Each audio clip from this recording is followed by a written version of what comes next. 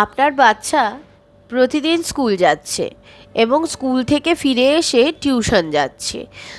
এই স্কুল এবং টিউশন এই দুটো করে তার পরবর্তীকালে ওরা বাড়িতে এসে বলছে যে আমি অনেক টায়ার্ড হয়ে পড়েছি বলে তারপরে সে বাড়িতে ফিরে এসে মোবাইলটা নিয়ে বসে পড়ছে। এই বিষয়টা দিনের পর দিন চলছে। এবার অনেক ক্ষেত্রে গার্জেনরা ভাবছে যে স্কুলে গেছে, প্রাইভেট টিউশনে গেছে, সেখান থেকে তো সব কিছুই পড়াশুনো শিখে এসছে, তো প্রতিদিন স্কুলে এবং প্রত্যেকদিন প্রাইভেট টিউশনে গেলেই হয়তো পরীক্ষায় ভালো ফল করে ফেলতে পারবে। কিন্তু বিষয়টা কিন্তু একেবারেই সেটা নয়। অনেক সময় গার্জেনরা দেখেছি আমাদেরকে এসে বলে যে ম্যাম ওর পরীক্ষায় একদম ভালো রেজাল্ট হচ্ছে না, কেন বলুন তো। তো এবার বিষয়টা হলো যে ওর পরীক্ষায় কেন ভালো ফল হচ্ছে না, সেই বিষয়টা আমার মনে হয় যে শিক্ষকের থেকেও কিন্তু একজন গার্জেন সেটা খুব ভালো করে বলতে পারবে যে কেন ফলটা ভালো হচ্ছে না।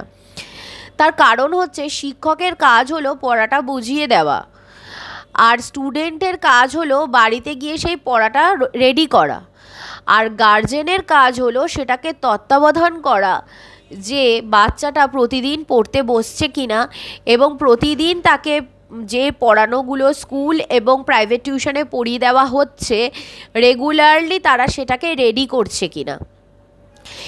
এইভাবেই কিন্তু একটা বাচ্চা সঠিক পথে এগিয়ে যেতে পারে। অনেক ক্ষেত্রেই দেখা যায় যে গার্জেনরা স্কুলে নিয়ে যায়, প্রাইভেট টিউশনে নিয়ে যায় বা একা চলে আসে, তারপরে বাড়িতে তারা প্রতিদিন পড়ছে কিনা সেই বিষয়টাতে একেবারেও তত্ত্বাবধান করে না। কিন্তু তারা এটা জানতে আসে যে কেন ভালো রেজাল্টটা হলো না বা কেন পাশ করতে পারলো না, কেন খারাপ হচ্ছে।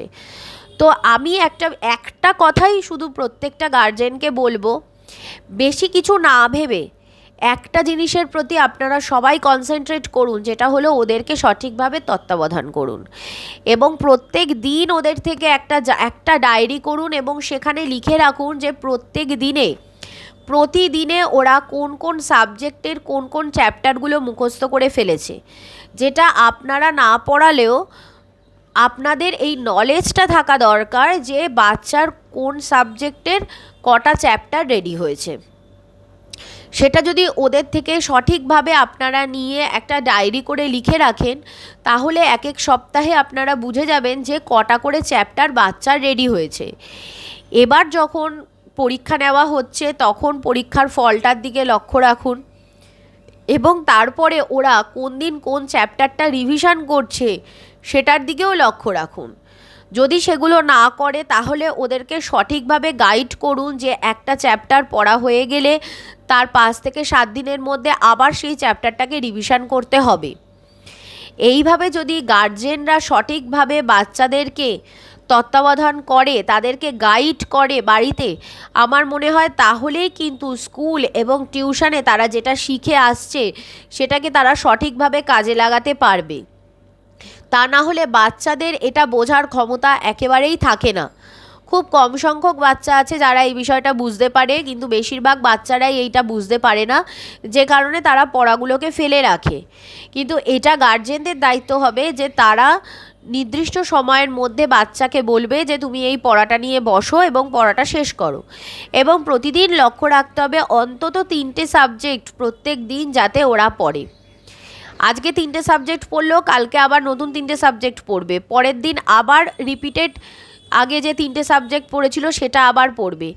এইভাবে কন্টিনিউ যদি পড়তে থাকে তাহলেই কিন্তু একটা ভালো রেজাল্ট করা সম্ভব হবে। তাহলে আমি মনে করি স্কুল, প্রাইভেট টিউশন এবং গার্জেন, এই 3টে মেন পিলার মিলিতভাবে যদি বাচ্চাদেরকে সহযোগিতা করে তাহলেই একটা বাচ্চা সাফল্যতার পথে এগিয়ে যেতে পারবে।